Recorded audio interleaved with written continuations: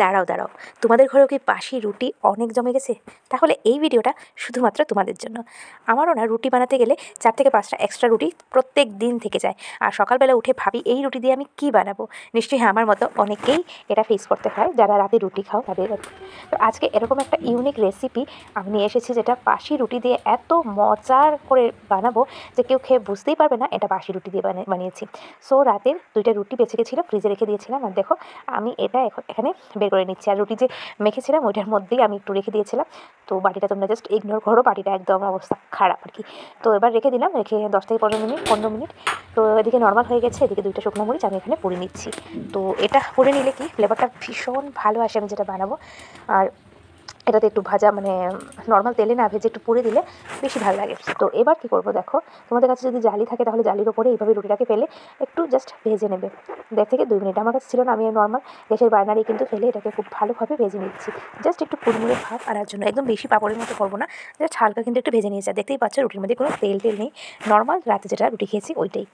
আর এই তো 2টা রুটি, কিন্তু আমার কাছে 2টা রুটি ছিল। আর 2টা রুটি আমি খুব ভালোভাবে ভেজে নিয়েছি। দেন ভেজে নিয়ে একটু ঠান্ডা করে নেব। ঠান্ডা করে এই দেখো এইটাতে আমি নিয়েছি, এটা একটা চপারের মধ্যে আমি মানে ছোটো ছোটো টুকরো করে দিয়ে দিয়েছি 2টা রুটি।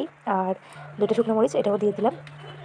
শুকনো মরিচটা দিয়ে খুব ভালোভাবে আমি এটাকে চপ করে নেবো। এটা কিন্তু মিক্সিতে দেবো না, মিক্সিতে দিলে একদম গুঁড়ো হয়ে যাবে। তো আমি চাচ্ছি যে মোটামুটি একটু দানা দানা থাক, একটু মানে বড় টুকরো থাকলেও অসুবিধা নেই।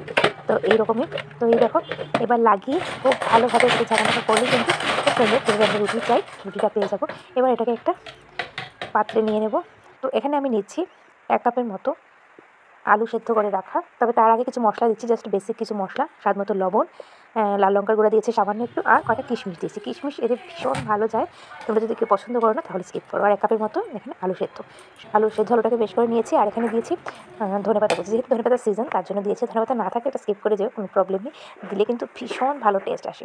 এবার আর কিছু না, হাত গুটিয়ে খুব ভালোভাবে এটাকে মেখে নিতে হবে। তেল বা জল কিছুই লাগবে না, যেহেতু আলু আছে।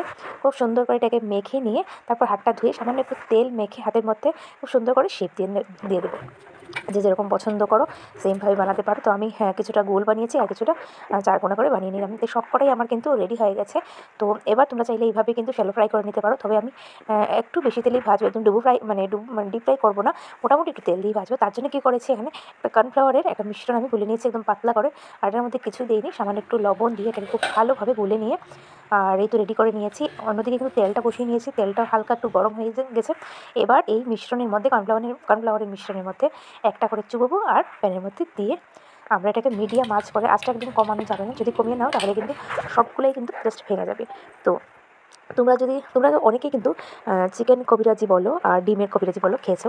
তো এইভাবে বাসি রুটি দিয়ে আর আলু দিয়ে একটা ভেজ কবিরাজি আজকে দেখাচ্ছি। তোমরা যদি চাও একদম বাজারের মতো কবিরাজিটা বানাতে তাহলে কিন্তু আমি বলবো একটা করে দেবে। আর একটা করে দিয়ে ওর থেকে এই যে পাতলা যে ঝোলটা বানিয়েছি এটা কিন্তু খুব সুন্দর করে চামচ দিয়ে অনেকটা লেয়ার কিন্তু দিয়ে দেবে। কিন্তু আমি যেহেতু একসাথে, আমার টাইমও ছিল না, তার জন্য আমি একসাথেই দিয়েছি। তাতেও কিন্তু ভীষণ মানে একদম কবিরাজি, তোমরা একদম শেষে বুঝবে একদম কবিরাজি লেগেছিলো, মানে দেখতে খেতেও ভীষণ ভালো লেগেছিলো। তো আমি 1 চামচের মতো পাতলা ঘোলটা দিয়ে দিয়েছি, দিয়ে এইটা উল্টে পাল্টে ঠিক 3 থেকে 4 মিনিট এটাকে মিডিয়াম আছে এটাকে খুব সুন্দর করে লাল করে ভেজে নেব। তোমরা যদি চাও তাহলে একটা করে ভাজবে আর খুব সুন্দর করে 4 থেকে 5 চামচের মতো কর্নফ্লাওয়ারের ঘোলটা খুব সুন্দর করে এইভাবে ছড়িয়ে দেবে। তো তাহলে কি তৈরি হয়ে যাবে ভীষণ মজাদার কিন্তু বাসি রুটির কবিরাজি। এটা একবার খেলে বিশ্বাস করো তোমাদের ঘরে যদি বাসি রুটি পড়ে থাকে তাহলে কিন্তু তোমরা আর মানে রাগ করবে না। তাহলে আর কি করবে, পরের দিন উঠে এটা দিয়ে খুব সুন্দরভাবে স্ন্যাক্স বানিয়ে নেবে। সন্ধ্যার টিফিনে বা সকালবেলা ব্রেকফাস্টে কিন্তু দারুণ লাগে বন্ধুরা। জাস্ট লুকটা দেখো, কেউ দেখলে বুঝতেই পারবে না এটা ভেজ বা বাসি রুটি দিয়ে কবিরাজি বানিয়েছি। দেখলেই বোঝা যাচ্ছে না ডিমের কবিরাজি।